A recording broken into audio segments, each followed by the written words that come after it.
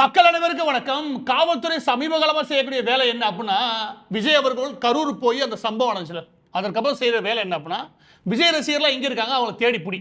யார் யாரெல்லாம் சட்டத்தை பற்றியான விழிப்புணர்வு இல்லை சின்ன பசங்களாக இருப்பாங்க, அவசரப்பட்டு வார்த்தை விடுவாங்களே அந்த பசங்களாம் தேடி பிடி. ஒரு 2 பேர்னா பரவாயில்ல, எனக்கு தெரிஞ்சு ஒரு எஃப்ஐஆர்லாம் 44 பேர் மொத்தமாக எழுதி கொடுத்துருக்கானுங்க. அது எல்லாத்தையும் தேடும் பண்ணி ஆரம்பிச்சா வச்சுக்கவேன். அந்த மாதிரி தேடி பிடிச்சி அந்த நபர்களுக்கு எஃப்ஐஆரை ஃபைல் பண்ணி ஒரு 20-22 வயசு தான் இருக்கும் அந்த பசங்களுக்கு. இது வரைக்கும் போலீஸ் ஸ்டேஷனை பார்த்துருக்க மாட்டானுங்க. எஃப்ஐஆர்னா என்னன்னு தெரியாது, நீதிமன்றம்னா என்னன்னு தெரியாது, அந்த குடும்பத்துக்கே தெரியாது. அதுவும் மிக முக்கியமாக எளிய குடும்பமாக இருக்கணும், அதாவது பண வசதியெல்லாம் ரொம்ப இருக்கக்கூடாது. அந்த மாதிரி நபர்களாக பார்த்து தூக்கி அந்த நபர்களை வச்சு ஒரு வீடியோ போடுறது. இதே இப்போ காவல்துறை செய்யக்கூடிய முக்கியமான சர்வீஸ். அது யாருக்கு? திமுக ஆளும் திமுக அரசுக்கு செய்யக்கூடிய சர்வீஸ். அது என்ன அப்படின்னா, நாங்கள் செஞ்சது தப்பு, நீதிமன்றத்தை இப்படி பேசிட்டோம், நாங்கள் ரொம்ப பெரிய தப்பு பண்ணிட்டோம், எங்களை மாதிரி யாரும் தப்பு பண்ணாதீங்க. இது மாதிரி வீடியோ படி பார்த்துருப்பீங்க. இதை பற்றின வீடியோ நீங்கள் பார்த்துருந்தீங்கன்னா உங்க எல்லா பேருக்கும் மனசாட்சி தொட்டு சொல்லுங்க. ஒரு கேள்வி, இந்த 2 காவலர்கள் இருக்காங்களே, இந்த 2 காவலர்கள் சேர்ந்து ஆந்திராவிலிருந்து வந்த தாயும் பெண்ணுமாக வந்த 2 பேரை தாயை தள்ளி விட்டு அடிச்சு நொறுக்கிட்டு, தமிழ் தெரியாத தெலுங்கு மட்டுமே தெரிஞ்ச அந்த பொண்ணை தூக்கிட்டு போய் திருவண்ணாமலைக்கு வெளியே வச்சு கொடூரமாக கற்பழிப்பு, அதுவும் பல முறை இந்த கற்பழிப்பு வேலையை ஈடுபட்டிருக்காங்க இந்த 2 காவலர்கள். இதுவும் இதே நாட்கள் நடந்தது. என் கேள்வி என்ன அப்படின்னா, ஒரு ரசிகர், சாதாரண ரசிகர், ரொம்ப பெரிய பின்புலம் கிடையாது, சட்டத்தை பற்றியான அறிவும் கிடையாது, பெரிய லெவலில் இவங்களுக்கு விழிப்புணர்வும் கிடையாது. இவங்களை கைது பண்ணி வீடியோ போடுறதுக்கு ஆர்வம் காட்டினல தமிழக காவல்துறை, முக்கியமாக திமுக கீழே இருக்கிற காவல்துறை, அதில் ஆர்வம் காட்டினல. எங்க இந்த 2 பேரோட புகைப்படத்தை வரவே இல்லை. கைது பண்ண புகைப்படம் வரலங்க, கைது பண்ணி நீதிமன்றத்துக்கு கொண்டு போன புகைப்படம் வரலங்க, இவங்க எங்கே இருக்காங்கன்ற புகைப்படம் வரலங்க, சமீபத்திய புகைப்படம் வரலங்க, அவங்களை கொண்டு போய் விசாரணை நடத்திருப்பாங்களே அந்த விசாரணை சம்பந்தப்பட்ட செய்தி வரலங்க. எப்படிங்க எல்லாத்தையும் மூடி மறைச்சிங்க? இதுக்கு பதில் சொல்லுங்க. லா அண்ட் ஆர்டர் விஷயமா நாங்கள் பொங்கி எழுந்துருவோம். நீ பொங்கி எழுதுறது இங்கே மட்டும் தான். ஒன்றுமே ஆகாத சின்ன சின்ன பசங்களை பிடிச்சி உள்ளே போகிறது இவ்வளோ ஆர்வம் காட்டல. இந்த 2 பேரை எப்படி ஒட்டு மொத்தம் ஊற்றி மூடுற? எனக்கு அது பதில் சொல்லேன். திமுக அரசாங்கத்தை நேரடியாக பார்த்து கேட்குறேன். இதில் இவ்வளோ ஆர்வம் காட்டல, இந்த விஷயத்தை மட்டும் எப்படி ஊற்றி மூட முடியுது? மக்கள் எல்லாருக்கும் இந்த விவகாரத்தை இன்னும் சரியாக சொல்ல வேண்டியது அவசியம். அப்போதான் இந்த ஒட்டுமொத்தமாக கரூர் பரபரப்பில் இதை எப்படி நாம கண்டுகொள்ளாமல், இல்லாட்டி இது எப்படி திமுக அரசு இல்லாட்டி முக்கியமாக திமுக அரசுக்கு கீழே வரக்கூடிய காவல்துறை எப்படி ஊற்றி மூடிச்சுன்னு தெரியணும். என்ன விஷயம் அப்படின்னா, இவரோட பேர் இருந்தால் கண்ணாடி போட்டு தெரியாரு இல்லையா, இந்த இவரோட பேர் வந்து சுந்தர், இந்த இவரோட பேர் வந்து சுரேஷ்ராஜ்.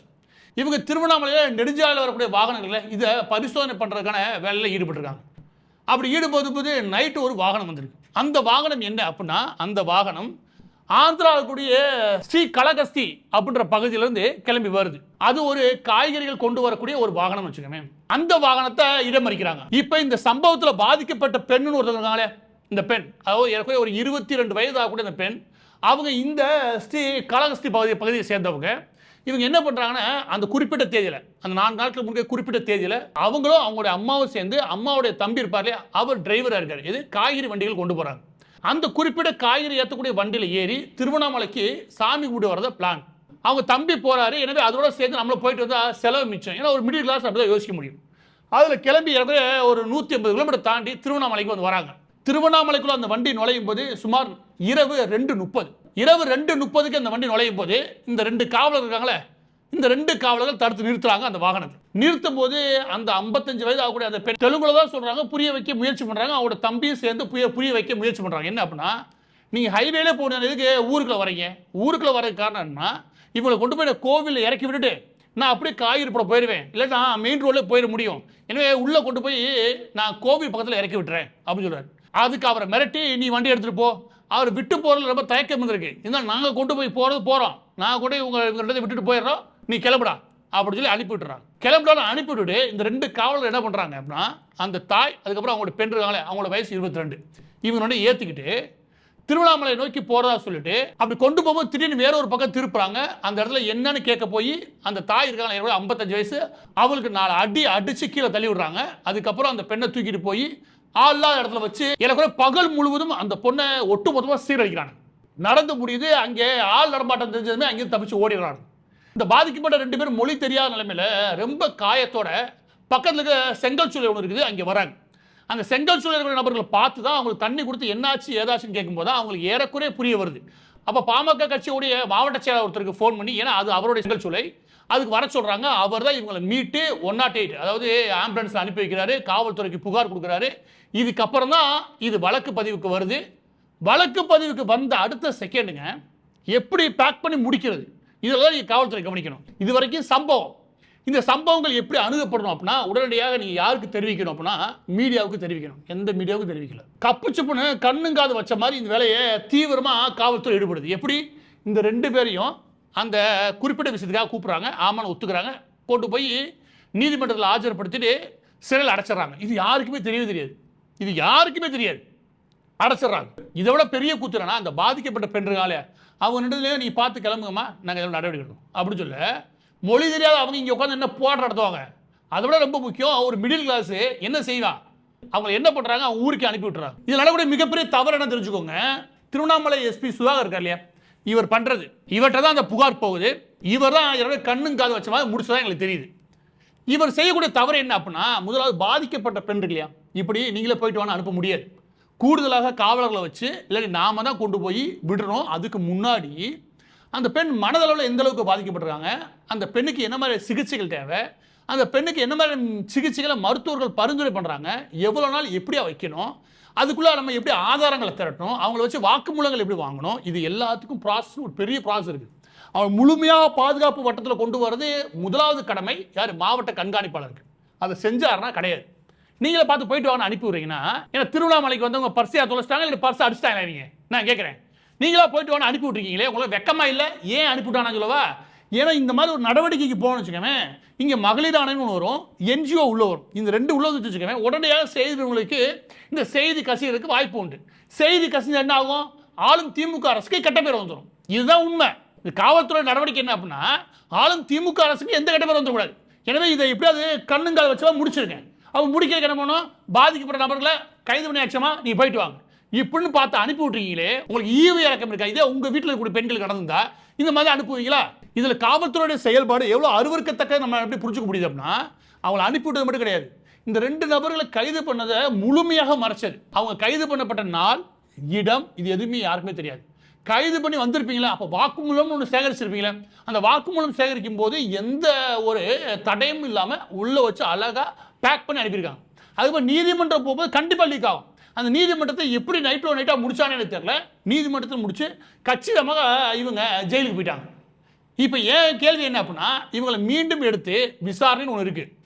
பொதுவாக இந்த மாதிரி வழக்குகளை உடனடியாக விசாரணை எடுப்பாங்க. 15 நாள் விசாரணை கோருவாங்க, குறைஞ்சபட்சம் 10 நாளாக கிடைக்கும். 10 நாள் எடுத்து ஒட்டுமொத்தமாக இவங்களை விசாரணைக்குள்ள கொண்டு வரணுமா இல்லையா? இந்த வரைக்கும் விசாரணை பெரிய கொண்டு போகல. அவங்க வாக்குமூலம் கொடுத்தாங்க, இவர் ஏற்றுக்கிட்டார், முடிஞ்சு போச்சு. இன்னைக்கு அவர் ஏற்றுக்கிறாரு. ஒரு 3 மாதத்துக்கு அப்புறம் அன்னைக்கு பயந்து போய் நான் சொல்லிட்டேன், நான் எதுவுமே பண்ணலை அப்படின்னு கையை எப்படி திருச்சா வச்சுக்கவேன், அன்னைக்கு எங்கேயா போச்சு உங்கள் வாக்குமூலம் கேட்பாங்க. நீதிமன்றம் கேட்குமா இல்லையா? எனவே நடந்த உடனே கைது பண்ணாங்க இல்லையா, அதுக்கு அடுத்து அவங்கள விசாரணைக்கு எடுத்தாகணும். விசாரணைக்கு எடுத்து அடுத்த 10 நாள் வச்சு நீங்கள் காட்சின்னு காட்டினாதான் அவர் அன்னைக்கு தேதியில் எங்கே இருந்தார், எப்படியா இருந்தார், சம்பவம் நடக்கும்போது என்ன நடந்துச்சு, அவங்க எதுவும் தண்ணியில் இருந்தாங்களா, அதோட சேர்த்து நாம் கேட்க வேண்டிய மிக முக்கியமான கேள்வி தெரியுமா, இந்த ஆள் ஒரு குறிப்பிட்ட இடத்துக்கு கூட்டி போயிருக்கானுங்க. அந்த குறிப்பிட்ட இடம் இருக்கு இல்லையா, ஆள் இல்லாத மறைமுகமான இடத்துக்கு டக்குன்னு வண்டியை திருப்பி கொண்டு போகிறாங்களே, இந்த இடத்துக்கு இவங்க இது முதல் முறை போகிறாங்களா, இது பழக்கமாக வச்சுருக்காங்க. இது பழக்கமாக வச்சுருந்தாங்கன்னா திருவண்ணாமலைக்கு வந்த நபர்கள் எத்தனை நபர்களை இவங்க அதுவும் இங்கே உள்ளூரில் யாரும் பண்ணுறதில்ல, எப்படி மொழி தெரியாத நபர்களால அவங்க இழுத்துட்டு போகிறது. இந்த மாதிரி இந்த வேலையில் எத்தனை நபர்களை ஈடுபட்டானுங்க, இவங்க இதை தொடர்ச்சியாக பண்ணியிருக்காங்களா, எத்தனை வருஷமாக பண்ணுறாங்க? ஏன்னா இந்த சுந்தர்லாம் இப்போ தான் டிரான்ஸ்ஃபர் ஆகி போன மாதிரி தெரியுது. எது இந்த கள்ளக்குறிச்சி விவகாரம் இல்லையா, அந்த பிரச்சனைலேருந்து இங்கே போயிருக்காப்புல. எனவே இவங்க தொடர்ச்சியாக எத்தனை சம்பவங்கள் பண்ணாங்க, இவங்க மட்டும்தான் பண்ணுறாங்களா இல்லை கூட்டு கலவாணித்தனமாக அங்கே இருக்கக்கூடிய காவலர்கள் இதுக்கு உதவுறாங்களா? இப்படின்னு 1008 கேள்வி இருக்கா இல்லையா? இந்த 1008 கேள்விகள் எதுவும் எழுப்பக்கூடாது. திமுக அரசின் மீது கெட்ட பேர் வரக்கூடாது, ஒரே பார்வை. அப்போ இந்த காவலர்கள் என்ன செஞ்சா பிரச்சனை கிடையாது, எப்படியா பேக் பண்ணி உள்ள அனுப்பிடுங்க, ஜெயிலுக்கு அனுப்பிடுங்க, வெளியே வர தேவையில்லை. அந்த பாதிக்கப்பட்ட நபர்களை அனுப்பி விட்டுருங்க, சூப்பர். இதில் இன்னொரு விஷயம்னு சொல்கிறேன், அது என்ன அப்படின்னா ஏங்க ஒரே ஒரு நிகழ்வு கிடையவே கிடையாது. எனக்கு தெரிஞ்சு இது மாதிரி சுமார் 16க்கும் மேற்பட்ட நிகழ்வு நடந்துருச்சு. இப்போ நீங்கள் ஒரு 4 மாதத்துக்கு முன்னாடி இது டிராஃபிக் போலீஸ், இது மயிலாப்பூரில் நைட்டு ஒரு பொண்ணு வருது, வயசு 13, அந்த பொண்ணுக்கும் சரியாக மொழி தெரியல. அந்த பொண்ணை இருப்பவன் வீட்டுக்கு கூட்டி பிரிச்சுட்டு வாகனத்தில் ஏற்றி அந்த பொண்ணை பாலியல் தொந்தரவு, அதுக்கப்புறம் அவனை பிடிச்சிட்டு போயிட்டாங்க. அவன் புகைப்படம் வெளியே வந்துச்சா? அவன் புகைப்படம் ஏதாவது வெளியே வந்து நீ பார்த்தீங்களா? கைது செய்யப்பட்டதை ஏதாவது ஒரு டிவி நேரலில் பிரேக்கிங் நியூஸ்னு போட்டாங்களா? கிடையாது. விவாதத்துக்கு எடுத்தாங்களா? கிடையாது. இதே 4 வருஷத்துக்கு முன்னாடி எடுத்து பாருங்க, அதிமுக பேனர் வச்சு விழுந்துருச்சு, ஒரு பொண்ணு இறந்து போச்சு அப்படின்னு சொல்லிட்டு 4 நாள் உட்காந்து 4 நாள் விவாதம் பண்ணாங்க. ஆனால் இன்னைக்கு ஒரு பெண்ணை தூக்கிட்டு போய் வெளியில் வச்சு 2 காவலரை கற்பழிச்சிருக்காங்க. அது என்னன்னு கேட்கறதுக்கு நாதி கிடையாது. இந்த செய்தி ஏன் சொல்றேன்னா எல்லா செய்தியும் இதே நிலைமை. அதாவது முக்கியமாக தொடர்றது என்னன்னா மொழிதான் வராங்களே அவங்க மேலே கையை ஓங்கி வைக்கிறது யாரு? காவலர்கள். இந்த லட்சணத்தில் காவல்துறையை வச்சுக்கிட்டு திராவிட மாடல் யாரு? திமுக. திராவிட மாடல் ஆட்சி எது? மூடி மறைக்கிறதா? எனவே பதிவோட இறுதியாக நறுக்குன்னு இன்னொரு கேள்வி கேட்டு போறேன். இந்த சின்ன பசங்களை பிடிச்சி மிரட்டி வீடியோ போட தெரிஞ்ச காவல்துறைக்கு எங்கே இந்த காட்டு மிராண்டி மிருகங்களை பிடிச்சி போடு, நாங்கள் தான் பண்ண வீடியோ போட்டு பார்ப்போம், அதுக்கு போட வக்கலையில ஒரு பக்கத்து இந்த மாதிரி கற்பழிப்பு சம்பவங்களை பெண்களுக்கு பாதுகாப்பு இல்லை, முக்கியமாக நைட்டில் பெண்களுக்கு பாதுகாப்பே இல்லாத ஒரு நிலைமையை காவல்துறையிலே உருவாக்குது. அந்த மாதிரி ஒரு கீழ்த்தரமான நிலையை ஒரு பக்கம் உருவாக்கி இருக்குது. இன்னொரு பக்கத்து 2017 நினைக்கிறேன், 2017 சுமார் 6 வயது கூட ஒரு சிறுமி கற்பழிக்கப்பட்டு எரிந்த நிலைமையில் கிடைச்சாங்க. அதில் ஒரே குற்றவாளியை இந்த நபரை கைது பண்ணாங்க. இன்னைக்கு உச்சநீதிமன்றம் விடுதலை பண்ணிடுச்சு. ஏன்னா அதுக்கு போதுமான ஆதாரங்கள் ஏன்னு. இதுதான் திராவிட மாடல் ஆட்சி. உனக்கு ஒழுங்கா காவல்துறை நடத்த வக்கு இருந்துச்சுன்னா நீ ஆதாரத்தை ஒப்படைச்சு நீ தண்டனை வாங்கி கொடுத்துருப்பே இல்லையா? இங்கே உயர்நீதிமன்றம் கொடுத்துச்சு 42 வருஷம் ஆயுள் தண்டனை, அதோட சேர்த்து தூக்கு தண்டனை சேர்த்து கொடுத்துச்சு இவனுக்கு. ஆனால் இன்னைக்கு எதுவுமே கிடையாது. இவர் விடுதலை. இவர் தப்பு செஞ்சா செய்யலைன்றது உச்சநீதிமன்றம் பார்க்கட்டும். ஆனால் அந்த குழந்தை இறந்து போச்சுல, அந்த கொன்னதை எவன்டா? அதுக்கு காரணம்னா இவனா வேற ஒருத்தனா? அப்போ இவனா இருந்தால் ஏன்டா நீங்கள் இந்த வழக்கு இந்த அளவுக்கு மெத்தனமாக நடத்துறீங்க?